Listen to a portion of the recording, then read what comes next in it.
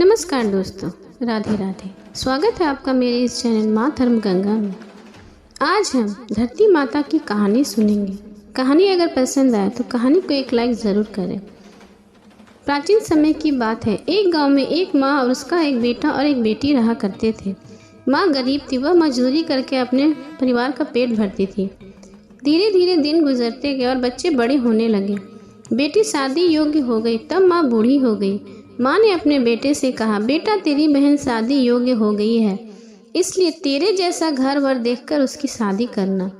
ऐसा बोलकर माँ तो कुछ दिनों के बाद मर गई। उसका भाई गांव गांव घूमने लगा, लेकिन बहन के योग्य पति नहीं मिला। वह घूम घूम कर थक गया और एक दिन सोचने लगा, मेरे जैसा तो इस दुनिया में कोई है ही नहीं, इसलिए मैं ही इससे शादी कर लेता हूँ।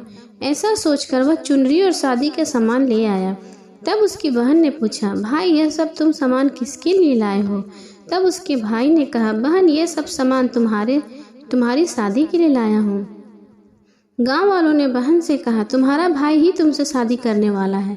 तब बहन ने जाकर अपने भाई से पूछा कि भाई मेरी शादी किससे हो रही है? इस पर भाई ने कोई जवाब नहीं दिया।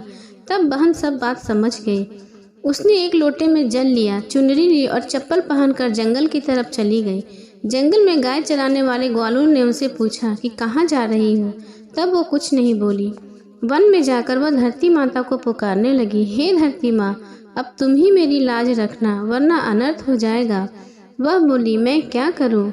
माँ मुझे अपनी गोद में ले लो, नहीं तो अन्याय हो जाएगा। तब धरती फटी तो बहन ने एक तरफ लोटा, एक तरफ चुनरी और चप्पल रख दिया और धरती माता में जाने लगी।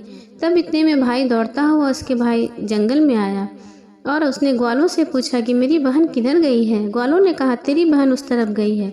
वह बहन को पुकारता हुआ उस तरफ दौड़ा। तब तक वह देखता है कि उसकी बहन धरती में समा रही है। यह देखकर वह बहन को पुकारता हुआ उस तरफ दौड़ता है। तब तक उसकी बहन धरती में समा चुकी थी, केवल थोड़े से बाल ही दिखाई दे रहे थे। वह बहन के बालों को मुट्ठी में पकड़कर रोने लगा, बहन तू सत्य के लिए धरती माँ की गोद में समा गई। मेरी बुद्धि भ्रष्ट हो गई थी। माँ का वचन निभाने के लिए मेरे जैसा वर न मिलने पर मैंने ऐसा विचार किया। ऐसा बोलकर वह जोर जोर से रोने लगा।